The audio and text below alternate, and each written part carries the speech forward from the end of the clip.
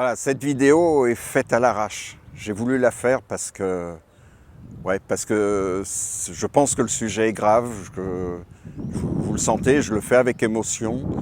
C'est pas forcément bien préparé, le cadre, tout ça. Mais ce qui est important, c'est ce que je voudrais vous dire. Je voudrais vous parler de violence. Ouais, de violence. Cette violence-là.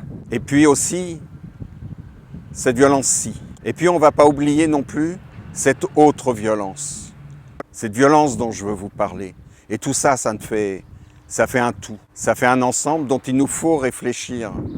Parce que je crois que notre pays, là, il est dans un moment crucial par rapport à la violence. Il y a un consentement à la violence. Il y a l'appel des généraux qui se multiplient. Il y en a plusieurs qui s'additionnent et il y a un consentement. Et je vois parmi les gilets jaunes, c'est pas unanime, mais il y en a trop. Il y en a beaucoup trop qui acceptent. C'est grave, c'est grave. Et après, il y a aussi ce consentement à la violence sur ce qui s'est passé le 1er mai. Soyons clairs, des désaccords, des discussions, c'est le propre des gilets jaunes. On n'est pas tous d'accord. Des frictions, c'est la vie. Mais là, ce qui s'est passé, c'est un stade supplémentaire dans la violence. Une offensive comme ça contre un syndicat, c'est nouveau et c'est très grave. C'est ça, cette violence qui rentre dans notre société. Et je veux en parler parce que je pense qu'au bout du chemin, il y a un vrai danger pour notre pays. Et je pense que cette violence, elle est le contraire d'être libératrice. Elle est annonciatrice de quelque chose de grave. La violence est un outil politique. D'abord un outil dans les mains de l'État, qui utilise la violence pour réprimer, qui utilise la violence pour diviser le peuple, qui utilise la violence pour donner une image de ceux qu'il conteste, de gens qui dégradent, qui ne sont plus porteurs d'avenir. Mais la violence, elle a aussi une place parmi nous, parmi le peuple, parmi ceux qui sont en souffrance, qui portent de la violence en eux. Et ça n'est pas nouveau. Ça n'est pas nouveau. Je veux attirer votre attention là. Il y a Zola. Dans Zola, on en parle de la violence. Au siècle dernier, on en parle. En mai 68, on en parle. N'oubliez pas mai 68. Mai 68, c'est une grève générale en France. Mais ce n'est pas la violence, sauf au quartier latin. Ce qui est la caractéristique de mai 68 n'est pas la violence. Mais c'est ce que le pouvoir a voulu montrer et c'est ce que le pouvoir a utilisé pour vaincre ceux qu'il contestait. C'est un des exemples, et il y en a plein.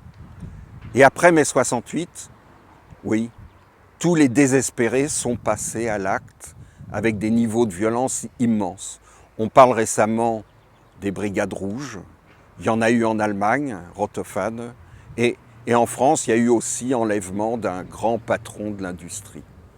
Voilà, la violence de quelques-uns, théorisée par quelques bourgeois qui ont, eux, après avoir été des grands révolutionnaires en mots, ont fait leur carrière et ont soutenu cette société qui nous opprime, et d'autres qui ont bousillé leur vie avec cette violence. Mais ce n'est pas sur cela dont je veux parler, c'est les conséquences sur notre pays.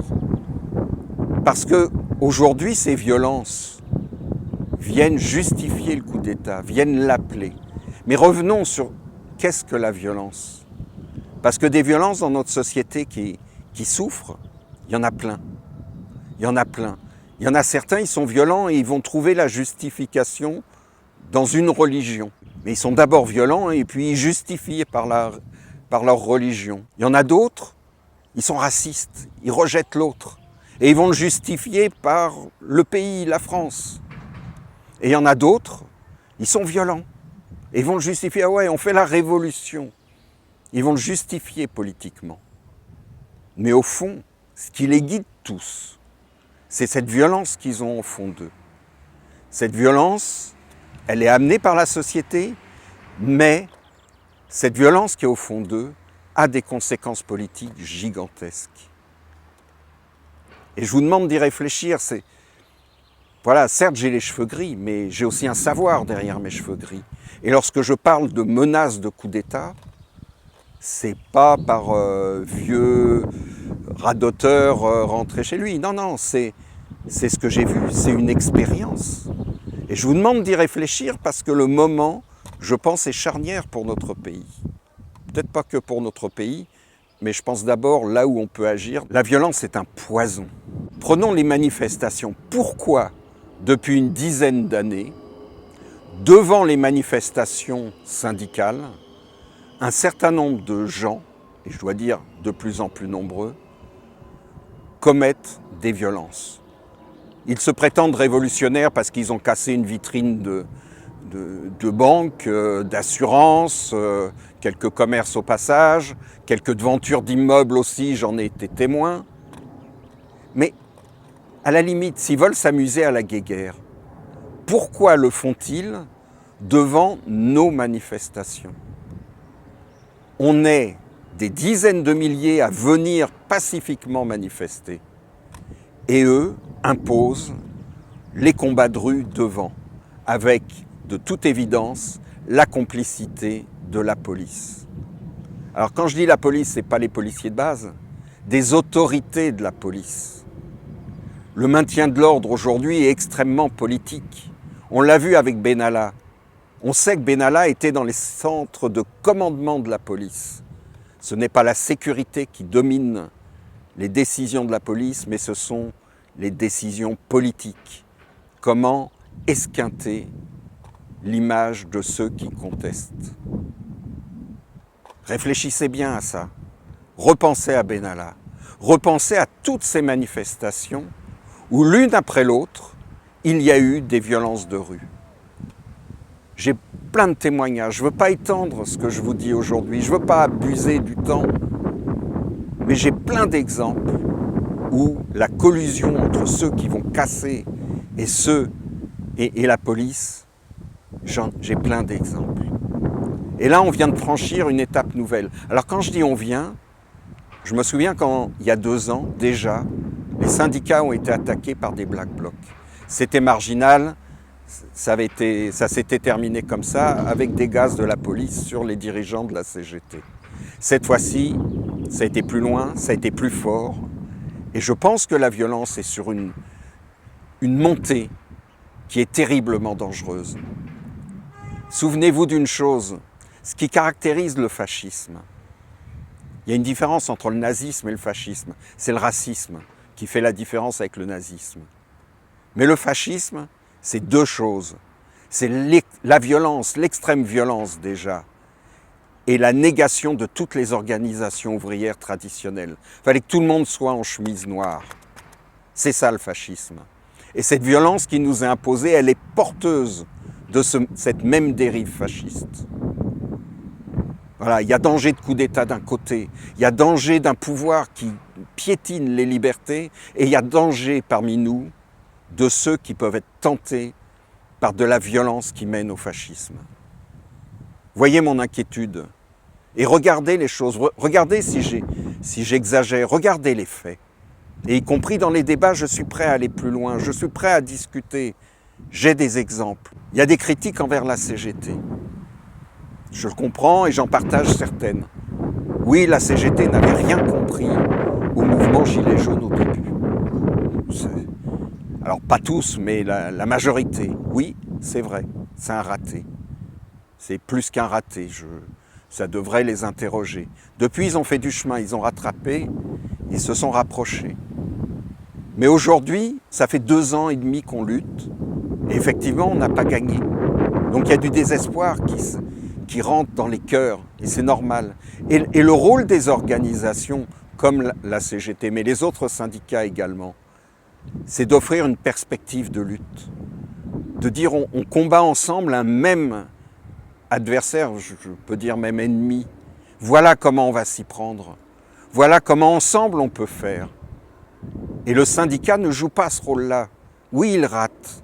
Oui, à mon avis, il se met hors du temps et c'est grave. Oui, ces formes de lutte qui nous ont amené tant de choses, notre sécurité sociale, plein de douceur de la vie, ont été acquises par les luttes syndicales, et bien les modes d'action qu'ils ont eus ne fonctionnent plus parce que l'État s'est adapté à ça et ne nous laisse plus gagner. Les grandes grèves nationales, c'est terminé. Les grandes manifestations, ils les ont insécurisées. L'État s'est adapté pour nous écraser. Il faut qu'on évolue dans notre mode d'action. C'est pas simple, mais ça ne fait pas de nous des ennemis. Moi, les syndicats, et tous les syndicats, ce sont des gens avec qui je veux travailler. Et plein d'associations progressistes. Et nous, les Gilets jaunes, quand on a cette diversité parmi nous, on doit avoir la porte ouverte, même si les organisations syndicales ont un élément de passé, on doit avoir la porte ouverte avec eux, on doit échanger avec eux, et c'est ensemble qu'on gagnera. Je voudrais maintenant un mot sur les violences dans l'histoire, parce que dans les discussions qu'on a, certains me disent « Ah ouais, mais dans l'histoire de France, à chaque fois qu'on a gagné, c'est par la violence. » Eh bien non, non c'est faux. Regardez bien comment se passe l'histoire de France. À commencer par la Révolution française. Les femmes qui vont chercher le roi, elles ne vont pas tuer le roi au début. Il va falloir que le roi trahisse pour qu'il soit tué. Il va falloir qu'il passe à l'ennemi et que l'ennemi attaque la France. C'est la situation de guerre qui amène la violence. Mais ce n'est pas la révolution du peuple. Ah oui, il y a la Bastille, mais justement la Bastille. La particularité de la Bastille, c'est que le peuple de Paris avait peur d'une intervention armée, donc ils vont chercher des munitions. Il y a 9 soldats qui défendent la Bastille. C'est tout, 9 soldats. Et les troupes refusent d'intervenir. Et en fait, la Bastille, il y a très très peu de morts. Très peu. Et très vite, ce qui est la caractéristique de la Révolution française, c'est ses débuts. Si vous regardez Robespierre au début, mais quel immense progrès pour notre pays. Que de choses ont été créées, à commencer par l'idée de l'école pour tous, l'idée du respect de la femme, l'interdiction de l'esclavagisme, quel qu'en soit le coût financier, et plein d'autres choses. Y compris Robespierre était contre la peine de mort. Et puis il y a la guerre. La guerre et ça dérape en violence. Et ce n'est plus à ce moment-là que les idées les plus progressistes, les idées qui font l'honneur de notre pays, c'est plus à ce moment-là qu'elles émergent. N'oubliez jamais ça. Et si vous regardez la Commune de Paris, c'est la même chose. Le premier mort de la Commune de Paris, c'est un commandant de l'armée qui veut faire tirer sur le peuple et les soldats le fusillent. Point. Un mort. Et la Commune de Paris prend le pouvoir et de nouveau, toujours les mêmes aspirations, vole des nouvelles lois qui sont de la douceur pour le peuple. Toujours. Et les morts, c'est après. De nouveau, quand c'est la guerre, quand le peuple est attaqué. Et là, ça n'est plus le moment d'inventer un monde nouveau, c'est le moment de la guerre, le moment de tuer, le moment de souffrir. Mais ce n'est pas le moment où on crée l'avenir. Cette violence qui vient, vous allez dire, c'est pas moi qui attaque. Mais le consentement à la violence est ce qui permet à la violence de s'exprimer. Voilà. Celui qui est prêt, celui qui a besoin d'être violent, s'il sent qu'il n'est pas condamné autour de lui, il va se lâcher. Il va aller au bout de sa violence. Et un bout qui est sans fin d'ailleurs. Je vais vous donner un exemple, parce que la mafia aussi, c'est la même chose.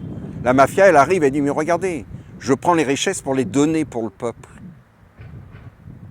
Pour faire passer toute sa politique de violence, tous ses vols.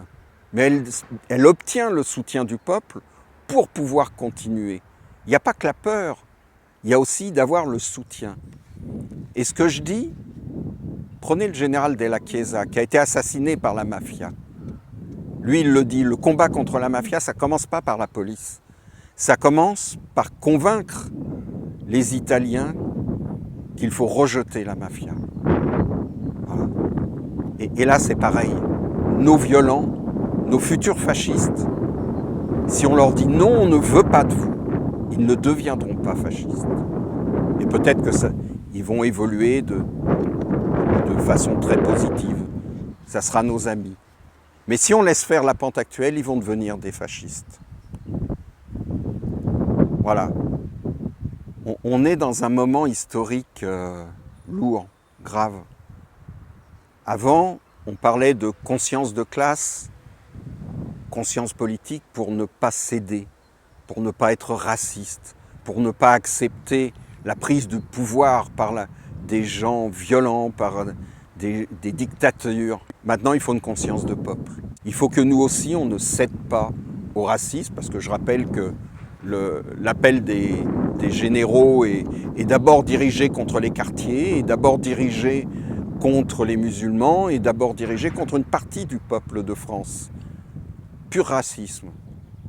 Pareil qu'il y a un siècle quand c'était contre les juifs. Voilà, avoir une conscience de peuple, c'est dire on est ensemble, on est pareil, on est frères. C'est ça, faire peuple. C'est aussi aller voir dans l'histoire et refuser les pièges de la violence. L'État nous pousse à aller à l'affrontement. Nous sommes capables, par notre intelligence, par notre conscience, d'opter pour des modes politiques différents. C'est ça qui nous sortira de la situation. Ça sera mon mot de la fin. N'oubliez pas une chose, j'entends dire « les Black Blocs, ils ont des couilles ». Je leur laisse l'expression « avoir des couilles ». Ouais, on peut avoir des grosses couilles et très peu de neurones. Et là, c'est le cas.